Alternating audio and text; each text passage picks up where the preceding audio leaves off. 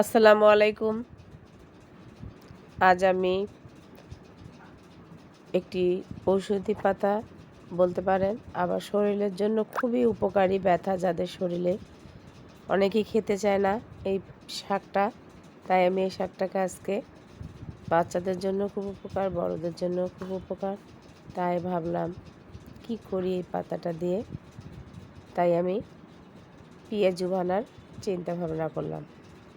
দেখেন, প্রথমে আমি ব্লেন্ডার করে নিয়েছি, নিয়ে এখানে বেসন, একটু চালের আটা দিয়েছি, আপনারা ডালও ব্যবহার করতে পারেন।